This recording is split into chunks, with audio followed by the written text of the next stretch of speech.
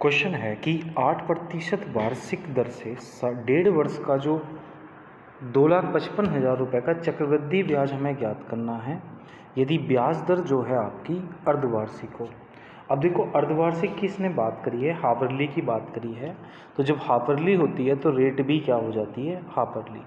1.5 वर्ष की बात करिए तो 1.5 वर्ष के जो हाफरली होंगे वो 6 महीने के कितने हाफरली बनेंगे, तो 6 महीने के 3 हाफरली बनेंगे। ठीक है, रेट 8% थी तो 8% से कितनी हो जाएगी, 4% हो जाएगी, तो 3 बार 4 आ जाएगी।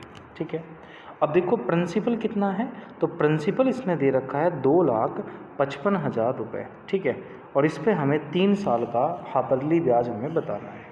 देखो जब 3 साल का आपसे पूछेगा तो एक आपको एक रेशियो याद रखना है 3:3:1।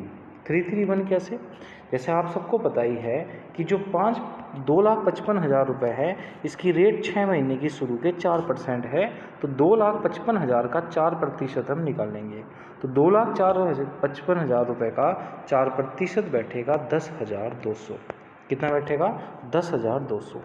अब 10,200 का हम 4% निकालेंगे, तो 10,200 का 4% कितना बैठेगा, तो ये बैठेगा आपका 408 रुपये। ठीक है, और फिर हम 408 का 4% निकालेंगे, तो 408 का 4% बैठेगा 16.32।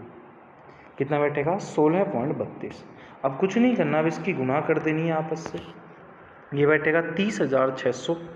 जब हम इसकी गुणा करेंगे, जब इसकी गुणा करेंगे तो ये बैठेगा 1,224। जब हम इसकी गुणा करेंगे तो ये बैठेगा 1,632। ठीक है, अब हम तीनों को क्या कर देंगे, जोड़ देंगे, तो जब जोड़ देंगे तो ये आएगा 31,840 रुपये .32। एग्ज़ाम में सिर्फ आपका आंसर यही था, 31,840 रुपये चक्रवृद्धि ब्याज, और यही हमारे सवाल का आंसर हो जाएगा।